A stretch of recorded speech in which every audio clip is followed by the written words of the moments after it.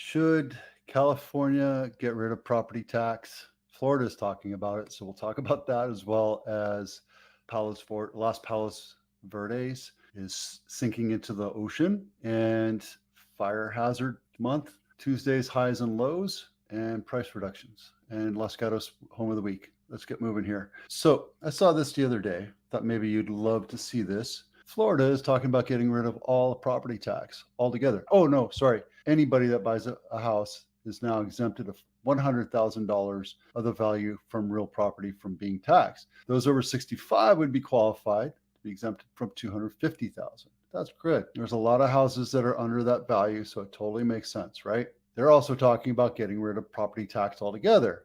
A revised bill filed February 1st states that the office would study the impact of getting rid of all property tax and replacing lost money with the consumption tax. That means their 8% sales tax for whatever it is goes up to 15%, whatever it is, so they don't lose any money, right? So is that a good thing or is that a bad thing? Is it something California should consider doing? Santa Clara County came in with $5 billion property tax, something crazy like that. Property tax continues to tax on the same thing that you own. It's almost not fair to tax something over and over again every year. You get taxed on everything you buy. So why not just convert that into a VAT or a value added tax on top of a sales tax on whatever it is you buy? And let's say you buy, I don't know, $10 million yacht. Guess what? You're going to be paying tax on that. I think it's a good idea, something to consider. What do you think? Rancho Palos Verdes, California is sinking into the ocean. I don't know if you've seen it or not. Landslides galore. And back in the 90s, Malibu had the same problem. All sorts of stuff is happening all over the southern coastal area. It really sucks when you lose a house. And I can tell you that firsthand because when I lived in Oakland, you can see what's going on. There's properties just sinking into the ocean and separating from the land. And that's really sad. I can tell you that it's devastating for one reason. When I first came to the United States, I lived in Oakland. We lived on Holman Road, and I used to go to Crocker Highlands Elementary, and my aunt lived right here. My uncle built this. The Tuies lived there. The Galloways lived there.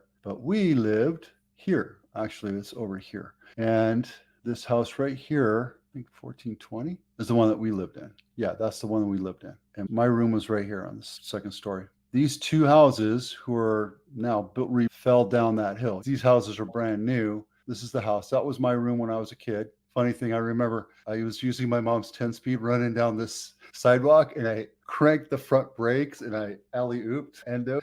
So yeah, that was my house. It's much better looking than it was back then, but that was my room. It used to have the iron and rope windows, the sash windows. Brings back some memories.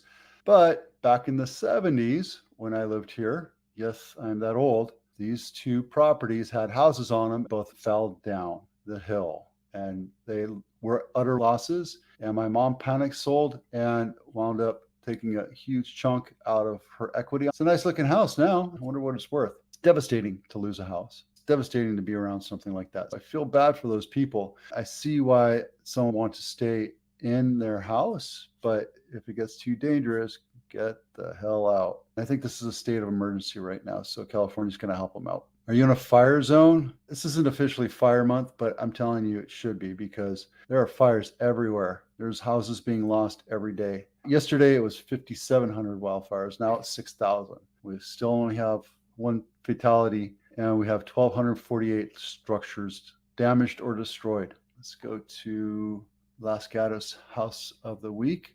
I pulled this guy right here, Glen Ridge. It's a $5 or $6 million house. $5.5 million, 5-bedroom, 4.5 bath, 4,000 square feet. Your house is in a high fire zone. Sky buy something like that in that area? I don't know. The more I look into it, the more it just seems more of an opportunity for devastation. There's certain things you can do to prevent your house from burning down in a forest fire. We were looking at a 2,500 square foot house down Gilroy. That was in the yellow zone right around here. And the insurance was $5,000 a year. It should be about $1,000 to $1,200. I think it's a little bit more now, but there you go. Home inspection checklist. If you're thinking about selling your house, drop this checklist off There's a little link right here. It'll walk you through every nook and cranny of your home so you can check it off and see if there's a honey-do list. I just ordered an appliance repair guy. My refrigerator is not cooling. It's probably because it needs to be cleaned. And then there's something stuck in the drain for my dishwasher. So I know those are getting taken care of. Little things like that. They're annoying to live there, but they're sure signs of lack of maintenance when you're selling your house and a buyer goes, oh, there's a crack in the walls right next to the windows. I wonder what else is wrong. So not that you want to hide it, you want to fix it, disclose it, and then move on. House of the week. Los Gatos house of the week is Glen Ridge, $5.5 million. On market 47 days, hasn't budged. That's a cement roof, right? Which is nice, but your house is completely around foliage. It's a fire trap. It's a beautiful house, close to downtown, walking distance to downtown. You can walk to downtown, have dinner, have a couple drinks, stumble back home, enjoy it, but the risk of fire is always going to be there unless they do something about it. We have 200 list price reductions. Last week it was only 119. It's actually not abnormal. Some houses came off market, either expired, canceled, withdrawn, or they went into contract because we had 100 closes last week, 63 4 weeks ago. It's just back to normal now. I think 18% right now is pretty normal. I think those numbers are going to go down a little bit during Labor Day weekend, 2 weekends ago. That's not a big selling weekend. I had my house up on market and there wasn't a lot of traction there. So we're pushing it out, going to see what happens. Highs and lows. This is still the highest listed price home 20 weeks in a row. How long has it been on market? 131 days. My suggestion to you is don't be a market maker, attract the market. Let's take a look at this one. We've got a new one in Gilroy. Look at this bad boy. So this one was on market and was pulled off market, and now it's $50,000 more. I think the big winner here is the fact that you're right close to the freeway. If you can live next to a freeway, there's a good opportunity for you. That one's a work of art. The most expensive house sold in Santa Clara County is this one on Hamilton, not my listing, 6-bedroom, 4 and 2 half baths.